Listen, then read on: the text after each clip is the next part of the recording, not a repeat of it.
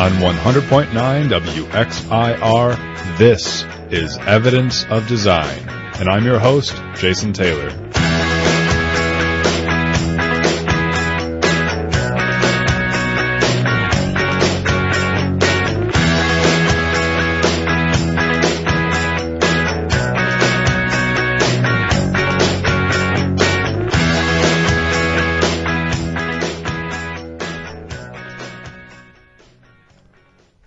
Good morning, everyone. You are listening to Evidence of Design here at 100.9 FM WXIR in Rochester, New York. Thank you for tuning in here with me. My name is Jason Taylor, and I am your host of Evidence of Design.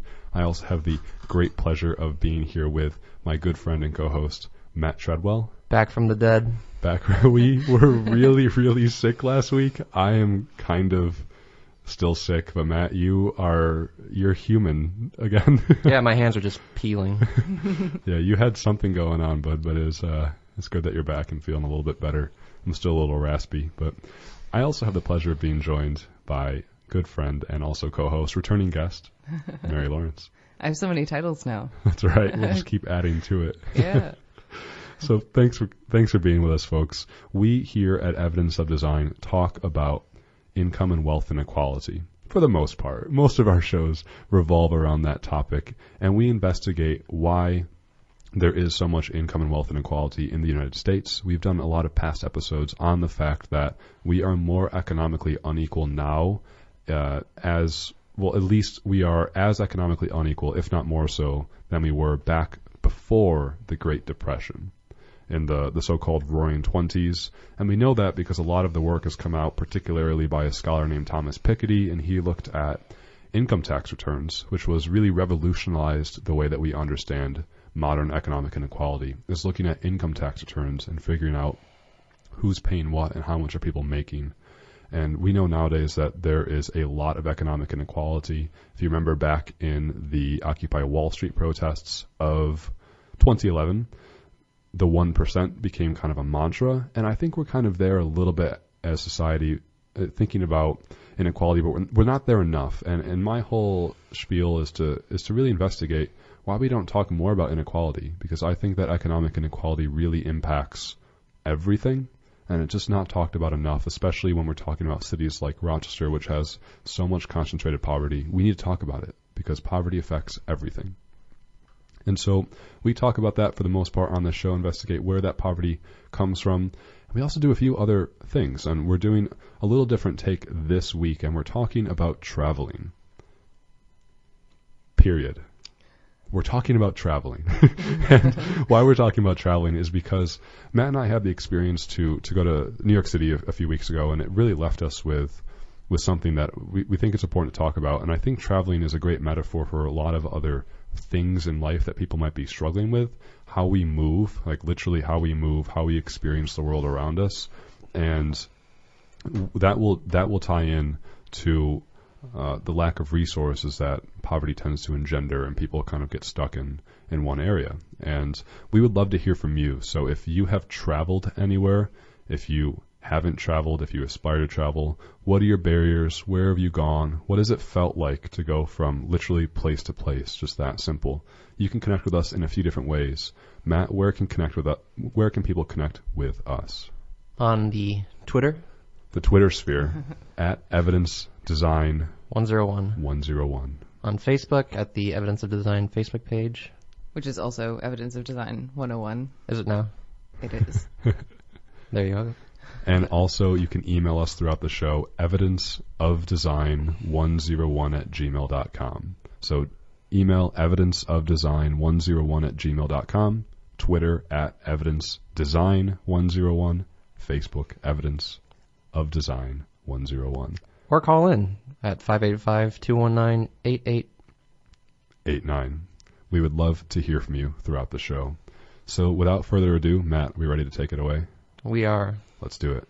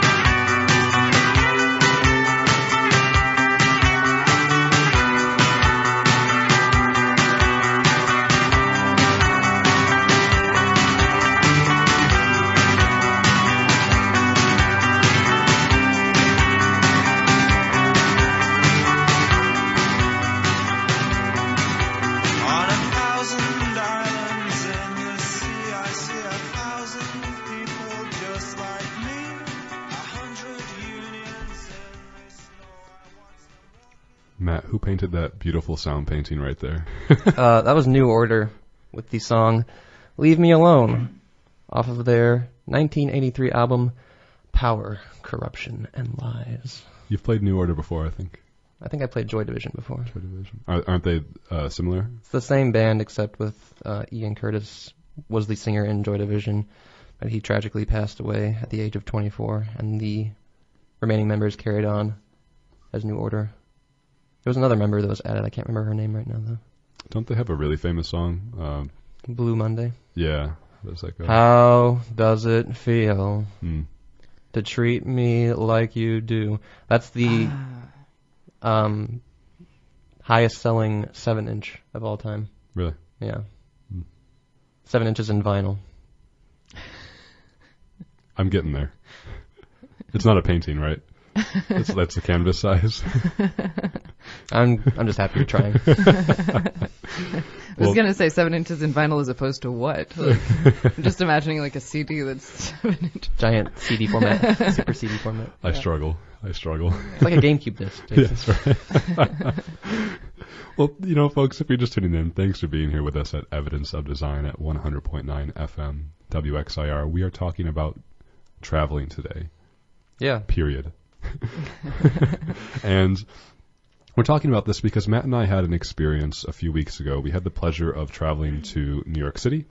I happen to have some family members who live in New York, and I love New York a lot, and it's fairly accessible to get there, I would say, kind of accessible. There are multiple forms of transportation that get there. That's right. We took a train. It was about $100 for a ticket each. I've taken the bus. It's like 70 round trip if you get it a few weeks early. And it's shorter than the train.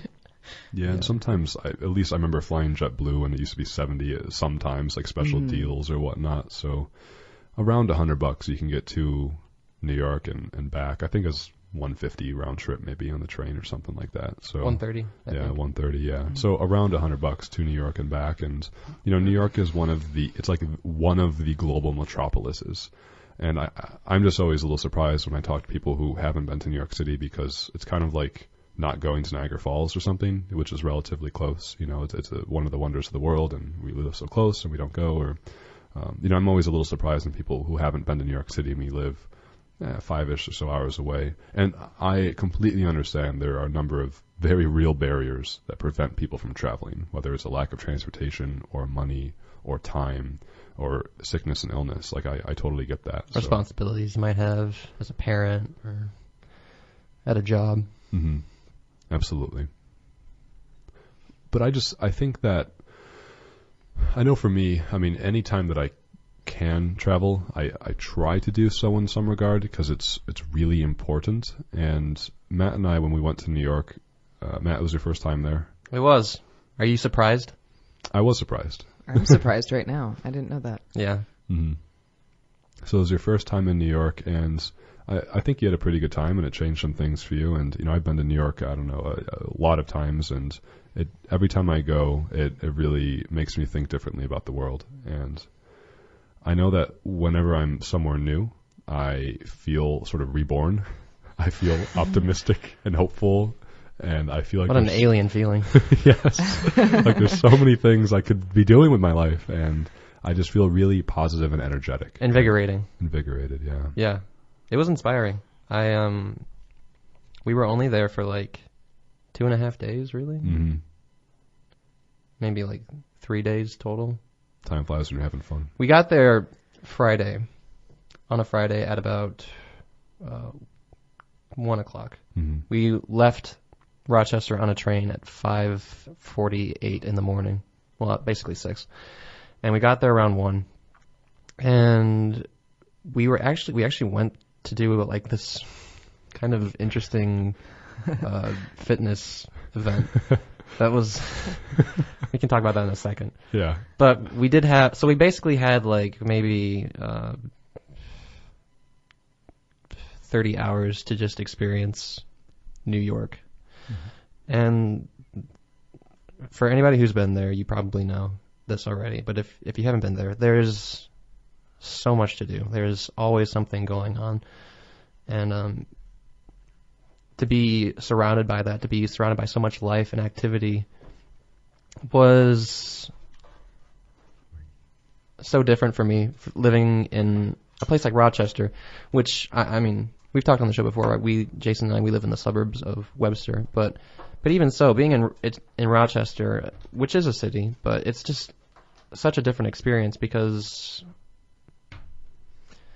Rochester has hidden charms, and you have to sort of look to find out what's going on. But there is stuff going on, but in New York City, it was constantly just being hurled at you, all these lights and information and places you could go and things you could try. And we went everywhere from like some really cool record stores to the Microsoft offices and trying VR and Trump Tower, man. We went to Trump Tower. Don't forget that. I'll try not to. I'm trying to forget it. It was very gold. Yes, it was everything you would think that it would be. Anyway. Yeah, but it's not just romanticized about New York. I mean, there's so much to do in New York. It's really quite incredible. But I think no matter where I would go when I travel, yeah, it's new because it's out of your routine. I know I get really sucked into the day-to-day grind where I can spend a whole month, weeks, just doing the same thing, and I forget like why I'm doing things. I just do them because it's a routine. And I think about this a lot, Matt. I think I told you this before, where picture Google Maps, right? You can trace your route, or if you're a runner, picture a map that maps where you're running. So picture that. And what if you had to draw, like what would your map be? Where do you actually move? Right. And the same route every day. The same route. It could be a month where I go in the same route, over and over and over again. And that is really dangerous, I think. And it's also sad and not really helpful. And I just think when I travel, like, it opens up the world for me. It literally reinvents the possibilities that I think can happen because I really quickly get bogged down. Just moving through the world is different. Just the way you operate is different. I remember, I think one of the things I said to you when you first told me that was normal life isn't normal. Mm-hmm. Like, it doesn't need to be this way. Maybe that's like too privileged of me to say, like, oh, every day should be invigorating and interesting, and maybe that's too much to expect from everyday life, but I think in everyday discourse, there isn't enough time spent discussing the idea that the way society is set up doesn't necessarily need to be the way that it is. Mm-hmm. That we invent our own reality in a lot of respects, and we can do a lot to change it if we feel inclined to do so. You guys mentioned feeling idealistic in some way or like very invigorated when you came back from New York. Can you talk a little bit more about like what made you feel that certain way? Like, was it just getting out of your routine in itself, or was there something that happened? I know for me, like, the process of getting somewhere is always like a nice time to sit back and think. Like when I'm on the train or when I'm on a bus, I always like bring something to do and don't usually end up doing it. I usually end up staring out the window and just zoning out. And that is the thing that's something I don't get to do in my everyday life. So like that alone is something out of the ordinary. And I was wondering if that was part of the process for you, or if it was like the being there, or a mixture of the two. It was a difference. It was the obliteration of the day-to-day grind, and that optimism that came out, that change that came out, was just me realizing just what Matt said, was that the world doesn't have to be the way that it is. Mm-hmm. And often I get into these silos of thinking that, well, this is just the way life is, and there's not much else I can do about it, and I can really grind myself down, and hopefully something good will come of it. But when I come back from traveling, I'll realize, like, wait, there's all these opportunities and possibilities around me that I'm not taking advantage of because I'm just not noticing them. I think that's a really, really important observation to make, and definitely an easy trap to fall into is like, oh, I have to go somewhere else in order to make my life different. And one thing I've noticed, like, I've lived in a few different places. I'm not from Rochester, even though I live here now. And just, I don't know, it's taken a while to learn that, like, living in a new place doesn't necessarily change who you are. It's obviously different when you're traveling somewhere just for a few days, but when you go somewhere and you're like, okay, now I have to find a new community in this place, it doesn't happen automatically because you're in a new place, Right. you know, like, and so you end up falling into the same trap wherever you are new. And that's an important thing to bear in mind is like, oh, wherever I am, I can find something. I just have to Look for it. Yeah. Yeah. Yeah. Mm-hmm.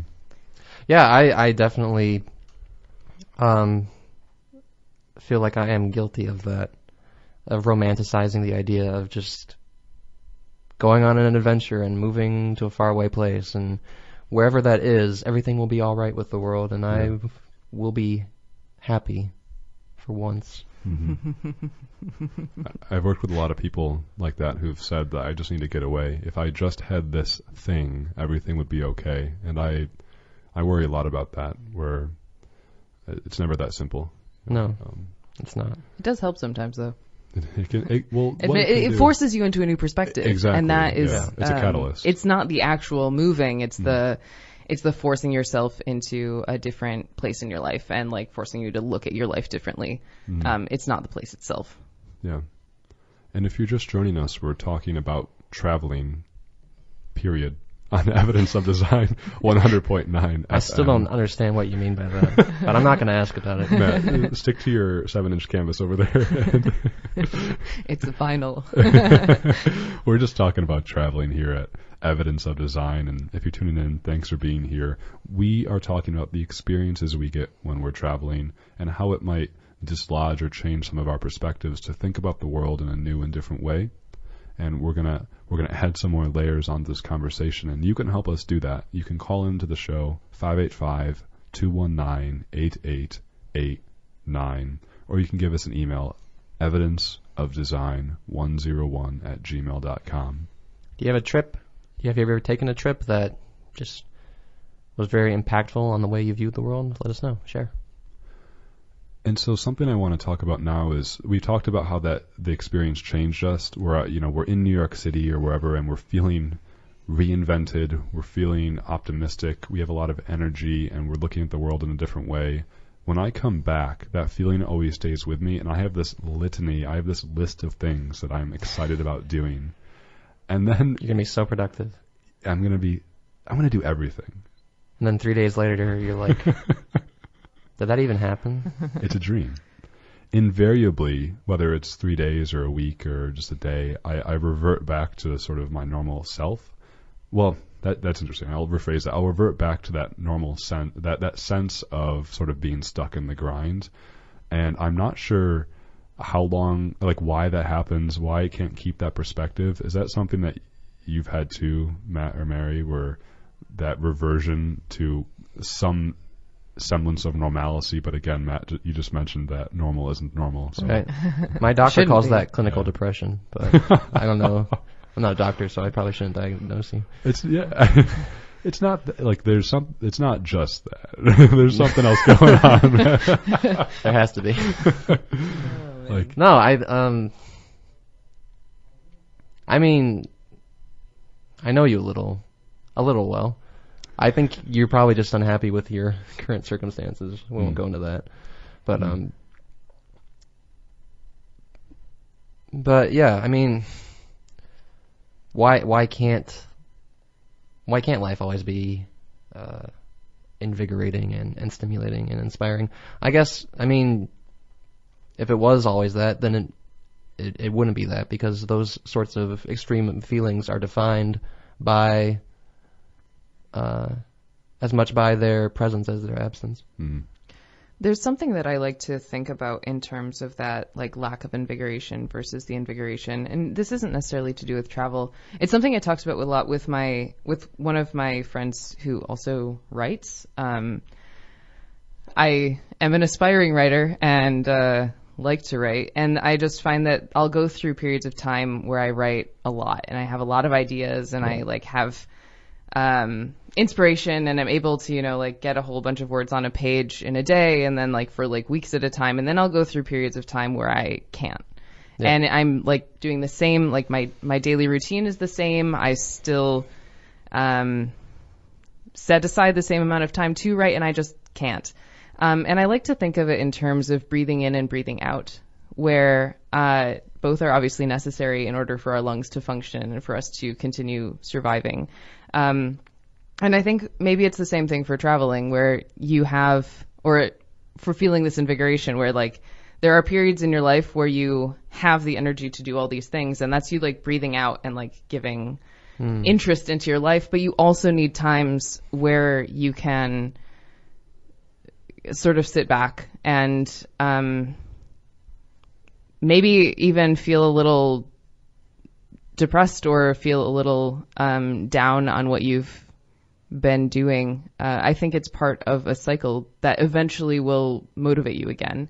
You know, so there's like this motivation, demotivation. But I like to think of it as like this cycle of breathing in and breathing out that is equally necessary, even if it doesn't feel great.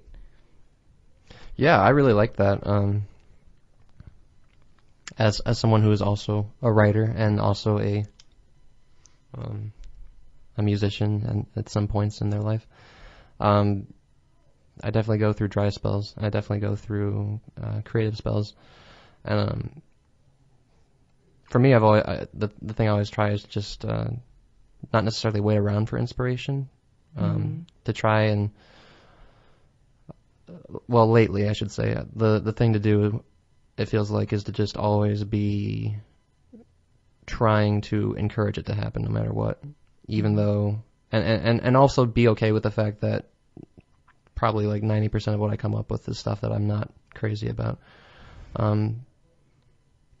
But in regards to the idea of breathing in, breathing out, I like that a lot. I remember, I feel like I'm kind of getting off topic, but you've inspired me, Mary.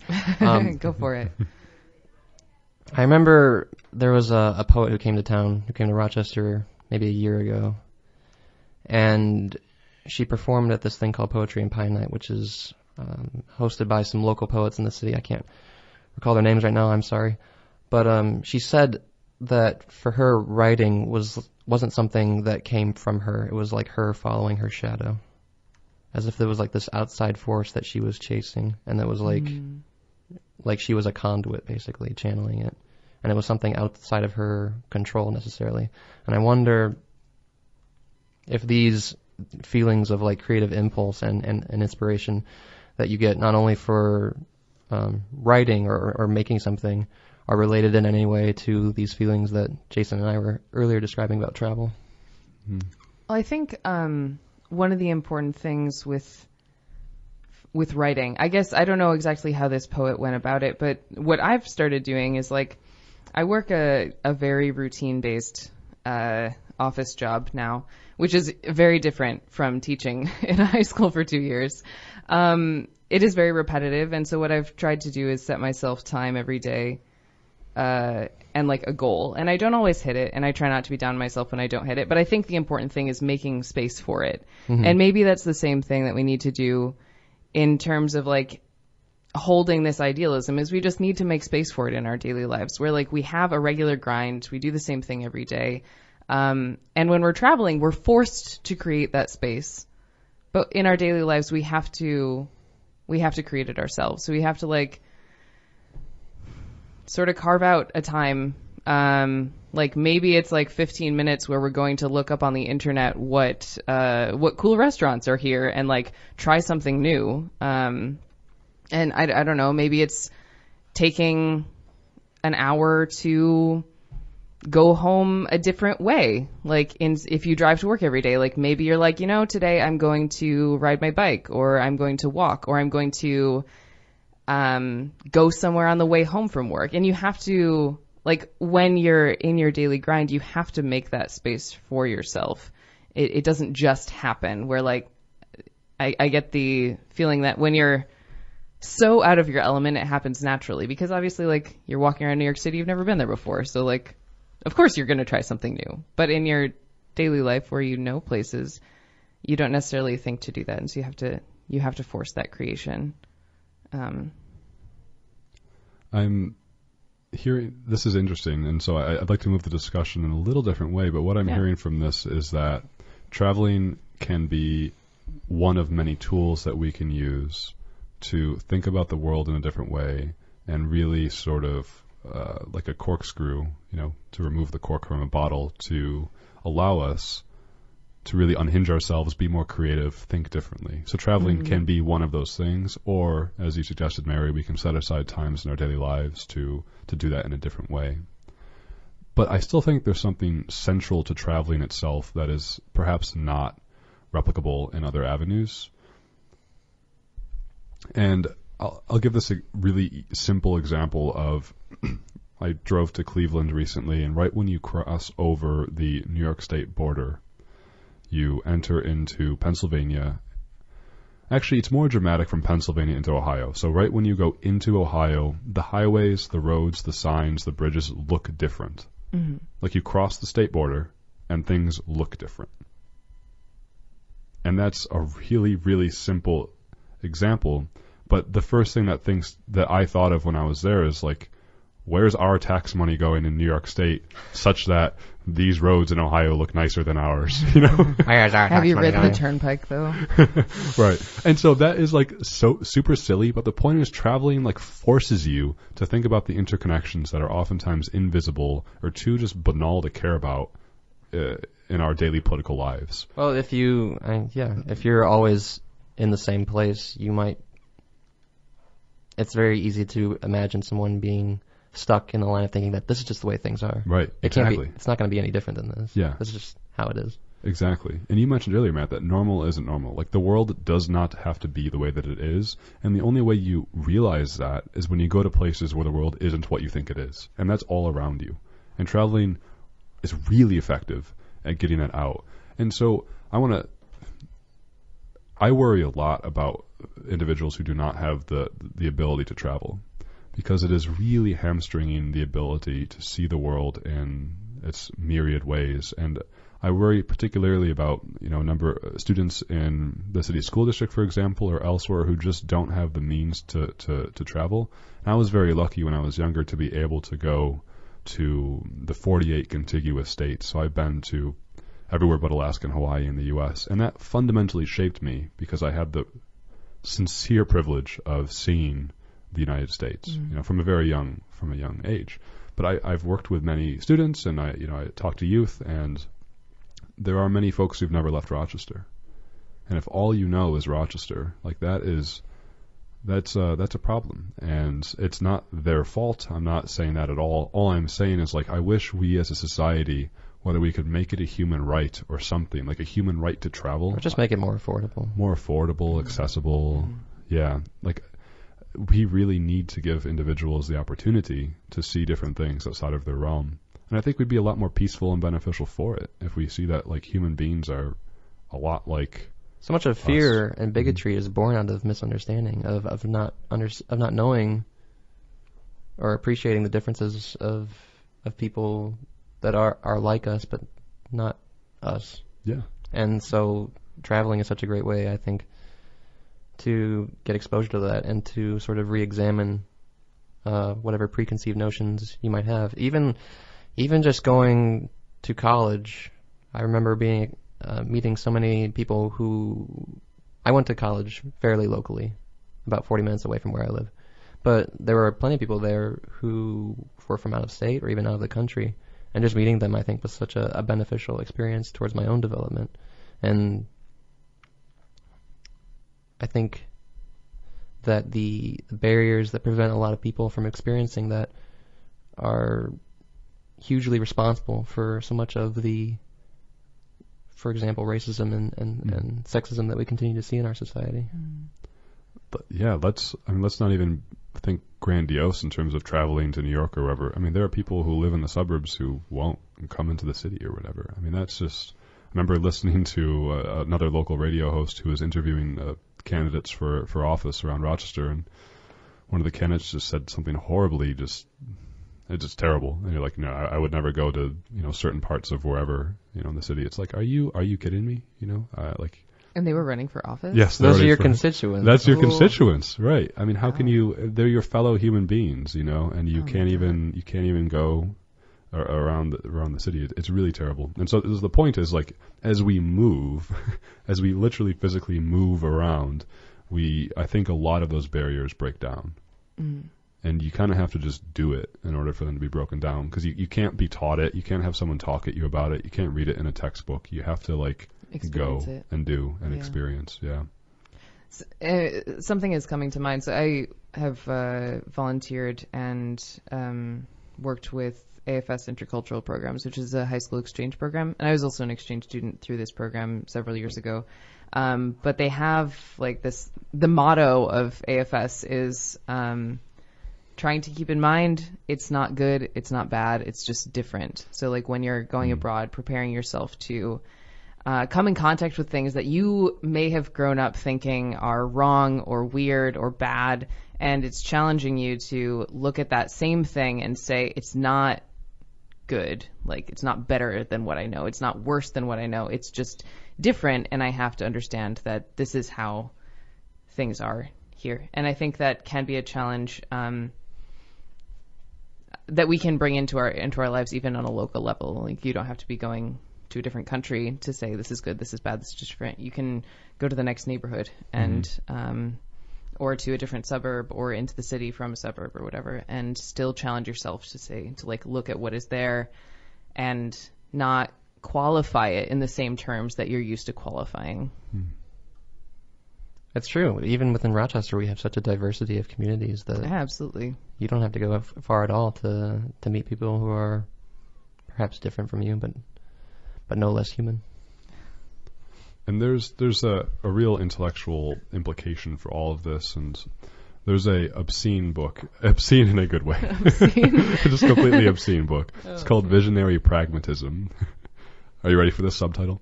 It's ready. It's Visionary Pragmatism, Radical and Ecological Democracy in Neoliberal Times. It has the word neoliberal in it, mouthful. so Jason loves it. I love it. I love everything there's to do about that title. And to most people, that'd be obscene. I feel But like you have to read that again, actually. We need another taste. it's Visionary Pragmatism, Radical and Ecological Democracy in Neoliberal Times. All right. It's by Roman Coles. It's awesome. So it's really great. The point is, Coles writes something really interesting here, and he talks about traveling, and he talks that traveling is deeply linked. I'm sorry, no, let me rephrase this. If education and fresh thinking, so education and fresh thinking is deeply linked with movement. I like that it's movement and not traveling, because those can mean two very different things. We keep going. And he says that the routinized movements of our daily lives powerfully guide and constrain our capacities for political imagination and vision. And so it goes back to a little bit of what I talked about before, where if you map your daily routes, if you look at where you're literally moving or traveling, what picture would you see? We have to do that. We have to capture those somehow. That'll be a conversation for another time. That'll be a Facebook post at some point. Yeah, that'll be something. But he just writes, he goes on for at length to discuss how, look, the way you think about the world is really, really related to where you live and how you move. And that's not so hard of a thing to understand, but it's so actually obvious that I think we understate, or we don't truly value the importance of it. Where every single thing, like I believe that your capacities for understanding the world come from your experiences, right? Experiences are everything. Like that's kind of how you understand what's going on, is experience. And so I don't think that there's a coincidence, or I think that there is a strong coincidence, or I don't know what I'm saying. I don't think there's a coincidence. There we go. Jason, you can trip over the radical neoliberal democracy thing. I don't think there's a coincidence that I traveled a lot when I was younger, and then I ended up studying international relations, right?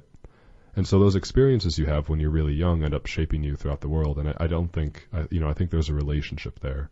And so for individuals who are unable to travel or move to or have those experiences, I think it's much harder to care about things like politics. I think it's much harder to care about just political engagement, because you think that you can't see it, especially in impoverished or communities that don't have resources, because they're purposely set up such that you don't have experiences to understand what else is going on. Because people in power don't want you to have those experiences. That's heavy. Yeah. It is, but that's why we're having this discussion, is so that we can try to think through it. Because when we talk about inequality, we had representatives from the City Roots Community Land Trust on last week, and it was a great discussion with Joe and Mohammed, and we were talking about housing in Rochester and, you know, the difficulties of gentrification and how you get affordable housing in communities. And, you know, Joe said something that really struck with me, and he said that, look, the system is either, the poor performance of the system is either that way because it's failing or because it was designed that way. It was designed to be bad. And I think that a lot of times in our life, our systems are designed to be bad by people in power. So I love that he said that. Yeah, it's really powerful. And so the idea is, you know, how can we then redesign our systems to give individuals the opportunities to move or to travel so they can have those experiences and so they can see that the world is not the way that it is. You know, it doesn't have to be the way that it is. The thing is that we as a collective whole, we only benefit from this. Mm-hmm. But if we empower our population, if we strive to give them as much opportunity as possible to make them better, that only benefits us in the long run. And not to say that we should be viewing this only in terms of what we get out of it, but maybe that kind of thinking could appeal to some of the people who create these systems in the first place. Yeah, I mean, you can take like a quote rational, pragmatic, economic lens to it and say mercurial. Yes, a mercantile transaction lens to it, and say 2/3 of all of our, 2/3 of all the economic activity in the U.S. is made by individual consumer consumption. So people buying stuff. Well, if you travel, you will buy stuff in other places. Great. That helps the economy, So you can take like that most surface level thing and say, giving people the means to travel helps the economy. Yeah. I remember when we were in New York, we were with your brother a lot, and your brother is also quite the traveler, and he shared a story about being in Japan and how impressed he was with the transit system that they have in Japan. How you could literally be in like the opposite end of the country in the same day. And it is also much smaller, so that's true. I think that's something to be kept in mind. I was going with you, Matt. No, you have pierced my veil of illusion. But Japan is much smaller than America. But also, I think there probably is something to the transit system that they have, and that ours could certainly be much better. I believe. I'm not saying you're wrong. I just was we should put this in perspective as well. But like just having lived in Germany for 2 years, like I could get anywhere, and that's been one of my biggest personal challenges coming back to the United States is mentally preparing myself to be in a country that is made for cars without having a car. And it is Rochester is a very car-based city. Yeah. And we mentioned this last week, but I spend, I think from where I live to where I work, it's 3 miles or 4 miles, depending on the route you take. And I, bike right now, and it takes 20 minutes, which is totally reasonable. But in the winter, it's going cold.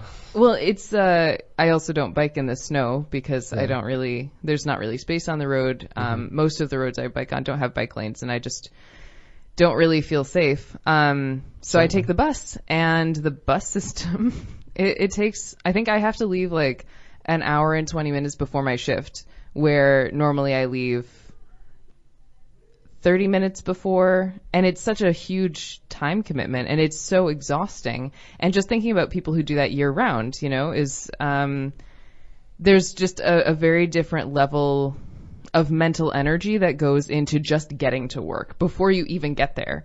And I found actually talking about having this list of things you want to do, when I came back to Rochester, I was I want to do this volunteer work, and I want to start dancing again and re-find all these communities that I left 2 years ago. And I haven't had energy to do that kind of thing because I put so much energy into getting to work, and being at work is fine, and then energy going back. And if I want to do anything, it's okay, I definitely want to go and do the thing, and I have the energy to do the thing, but the getting there and then getting back is very exhausting. And that is something that a lot of people, particularly in this city, face every single day is just like this mental energy of getting places. Totally aside from the energy of actually doing the things. And if you don't have to think about transportation as a barrier, then you don't see it. You know, I guess that's just what privilege is. And I don't know, so often I get the reaction like, oh, well, why don't you just get a car? And it's like, well, no, that's just buying into the system. Right. Also, I can't afford one.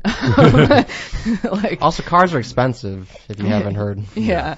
But it's always that like, oh, well, why don't you just join this system? And it's like, that's not the point. Like, yeah, I'm working on getting my driver's license, and maybe at some point I'll have a car, but that's only going to change my situation. It's not going to change the situation for every other person who also has to take the bus.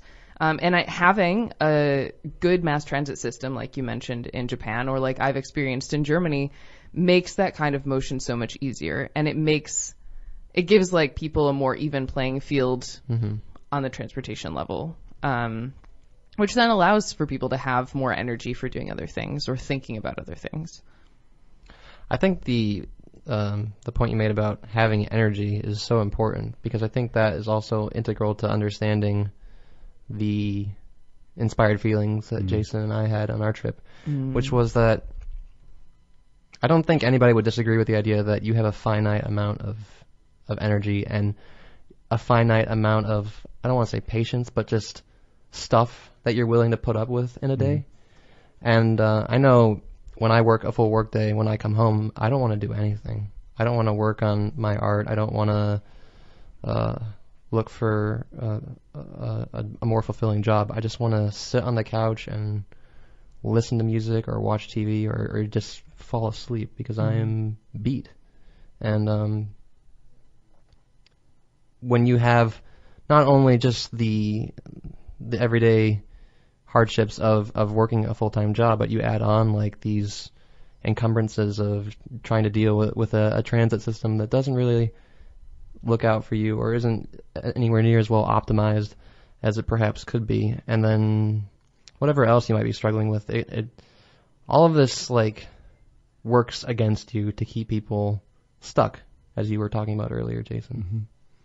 And you can talk with us, 585-219-8889.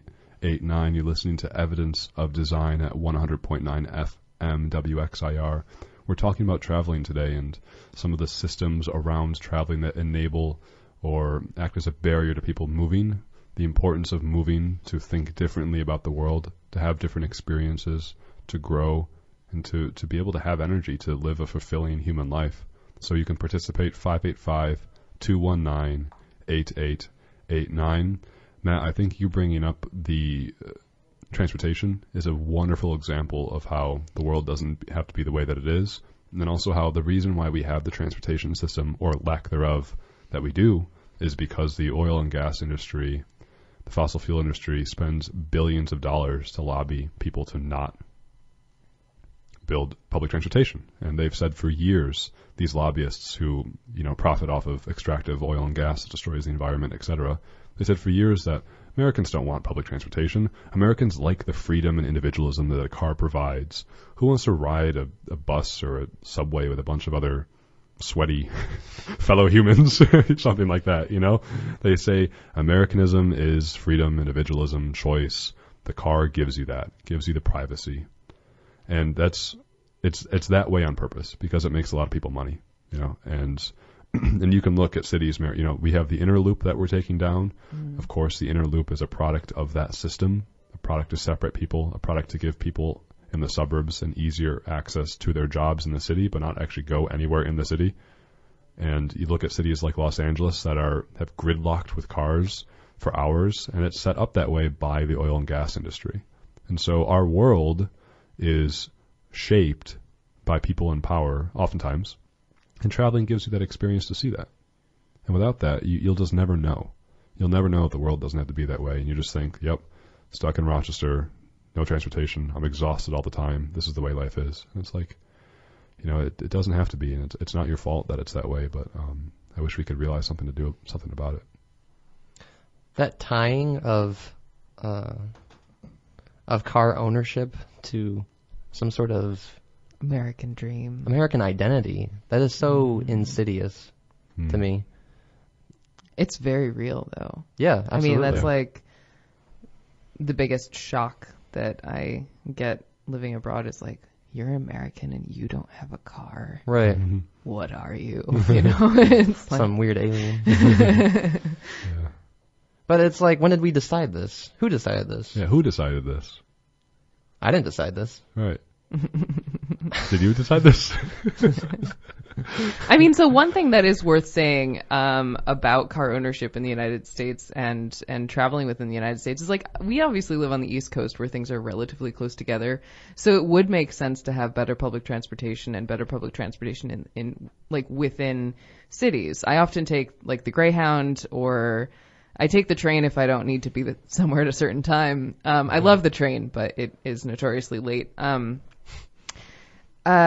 I've taken it across the country and it's been great. But if you go to the West Coast, like from house to house or from town to town, you have literal hours in between. So having a public transportation system in that part of the United States doesn't make sense. And so I think there is like some sort of reason for having more car ownership in the United States versus other places. Like you go to Germany and there's like literally a village every 5 kilometers or less. You could walk between them.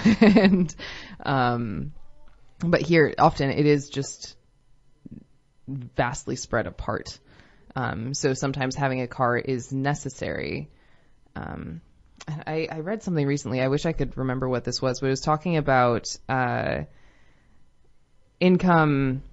So like where people have to drive to work are generally areas that have higher poverty rates. So like places that have better mass transportation systems often have higher levels of income. Yeah. Is there a correlation to that? Or? I don't know. Well, I was actually surprised because Yeah. I thought, if someone makes more money, then they can buy a car. So like places that have more cars would have more wealthy people. But it was Sure. actually the other way around, where not having access to transportation that was public actually had the opposite effect, where there was more poverty in Yeah. places where there wasn't transportation. Well, I think if you don't have that transportation, you can't get a job. So you're Or can't get a job that is appropriate to your skill set. right, absolutely. And I also think that places with a lot of transportation, public transportation, tend to be large cities, which are filled with people who have tons of money.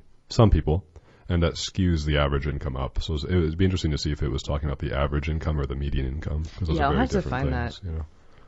Yeah, but I think it goes to the point where, if you don't have public transportation, then it completely limits your ability to do anything. And we started off the show talking about Matt and I getting to New York, and you essentially have 3 options. Well, you have 4 options. You take a bus, which is very long. It's not that long. It's long, Mary. It's about the same as the train. Exactly. Are we having a It's like disagreement? 5 hours. Are we having an argument on evidence of design? Absolutely. It's insane. We always agree with Yeah, everybody. we agree too much. Mary, how long does it take to walk? No, I'm just kidding. So yeah, I mean, the point is, so it takes about 7 hours, right? Bus or train or car-ish to get down to New York, or you can fly and it takes, it's a 40-minute flight. And so you have those options, but I don't know if there's a reason for Amtrak to be late all the time, or There just is actually. have so many stops, It leases the rails from the freight companies, and so freight trains have priority. And this is something I've learned after being late many times. But actually, it gets backed up really frequently between Rochester and Syracuse, because there are just so many freight trains that have to go through. And since they have the priority of the tracks, Amtrak just has to wait until the 1 or 2 or 5 freight trains, excuse me, you're not the only one tripping over words today, it goes past. And sometimes those are very long trains and they can take a really long time. Yeah, I can definitely testify to that, having ridden Amtrak many times. And I mean, commerce is more important than people. You know who doesn't have that problem? Japan.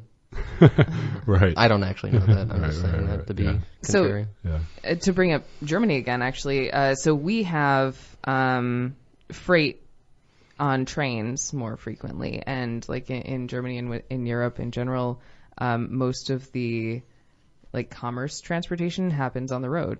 They use a lot more like trucks. So when you're on the highway, there are still a number of like personal vehicles, but it's a lot of like 18-wheelers that are transporting goods because the passengers are on the rails. So it's just like a switched priority, Right. like, as to where it is. That's my point. Yeah, It's like, why are we prioritizing the commerce of goods over the the transfer of people? And it's just the system is backwards. And I want to perhaps It's not good. towards It's the not end. bad. It's just different. Just different. I want to bring up towards the end of our discussion here is a much bigger picture thing about traveling too, and that with our politicians who are leading the government now, who are very much anti-globalist, however that means, I worry a lot that is just reinforcing these negative stereotypes or images of what it means to be an American, when there's a brilliantly horrible quote from Donald Trump this past week talking to the UN about saying, we reject globalism, we think everyone should be nationalistic and patriotic or whatever. It's like, that thing is problematic, I think, because it reduces your ability to understand difference, and it just reinforces your ability to be stuck in the same worldview that the world is the way that it is. And fundamentally, if you can leave anything from this discussion, is to understand the world does not have to be the way that it is, and that you'll quickly realize that if you go to other places and you have the opportunity to see difference and to actually physically move. You quickly realize that your normal life is not normal, and it need not be. And I think we could do a much better job of giving people access to having the ability to move around. And this anti-globalist rhetoric, whatever you want to talk about it, in a million ways it manifests from the Trump administration, is just not helpful for a larger humanitarian project. I think there's one more specific barrier that I've noticed that's like prevalent in the United States for traveling, is like the access to having a passport. I think there's less than half of American adults who have a passport and are therefore unable to travel outside of this nation. And again, it's either the failing system or it's designed on purpose. Passports are really expensive, unnecessarily difficult to get, when like really it's something that every citizen should be able to access in order to see the world. And there are so many people who don't have one because it's too expensive, and they are then, quote unquote, stuck in the United States. And of course, there is a lot to see here, as we've mentioned. Even within the Rochester area, there are like so many things to see. But still, it's one thing to choose to stay where you are because you like it and because you are aware of the diversity is there. It's another thing to stay where you are because you are not able to leave. Yeah. And not having that access to the documentation that will allow you to get on a plane is a huge barrier that a lot of American adults and children face. Why do we pay for our passport? I just realized that. Why is it a fee? I don't know. Yeah. I don't think there's anywhere that I don't know. We should mention that like our experience, everybody in this room has studied abroad, by the way. Mary especially has spent a significant amount of time outside of the country. And it's wonderful that we've been able to do that, but that is not true for most people living in America. Our experiences are not normal. Rare, I would say, for the most part. And that's sad, honestly, because I know I loved every moment of, not every moment, but I loved being able to experience a different culture. And I know, Jason, that you have wonderful, fond memories of your time in New Zealand. I'm sure Mary would not be who she is today if she had not lived for 2 years in Germany. And it's a wonderful thing to be able to experience, and it should be much more accessible. Yeah. And so we'll leave again with this quote from Roman Coles, the book Visionary Pragmatism, Radical and Ecological Democracy and Neoliberal Times, which I love that title. I'm just messing how that it's bad. Wait, Jason, did you like the title? I love the title. So, but Cole says again, the routinized movements of our daily lives powerfully guide and constrain our capacities for political imagination and vision. So think again, listeners, if how you travel, how you move, how does that shape and reflect the way that you understand the world, and who in return is shaping your ability to move as well. And we just hope that we can make this world a little more easily navigable for folks. You know, we've talked about race, class, gender, ability, and now we're talking about traveling and just literally the physical ability to move. We hope that it becomes a little more accessible. So folks, we do appreciate you listening to us here on episode 26 of Evidence of Design. You can find all of our past episodes on YouTube if you search for Evidence of Design, episode 25, let's say. It'll come up for you, and we'd love to have you listen and participate. You can email us throughout the week, evidenceofdesign101@gmail.com. You can tweet us at evidencedesign101, and you can find us on Facebook, Evidence of Design 101. Don't forget, folks, that our midterm elections, November 6th, Tuesday, November 6th, you have to register to vote by Friday, October 12th. If you want to vote in time for the midterm elections, you can vote, or you can register to vote at the Board of Elections, Monroe County, if you can travel to get there. And you can't do it online because New York State. And so, you know, please do consider registering to vote if you haven't registered to vote. And if you've moved since the last time, again, traveling, if you've changed addresses since the last time you've registered, you'll have to re-register to vote by October 12th if you want to vote in time for the November 6th election. Yeah. Thanks for listening, folks. Really appreciate the time to be here with you on 100.9 FM WXIR. Thank you, WXIR, for this platform as well. My name is Jason Taylor, and I was joined today by my good friends and co-hosts, Matt Treadwell. Bye. And Mary Lawrence. Thanks for having me. Be well, be safe, try to travel.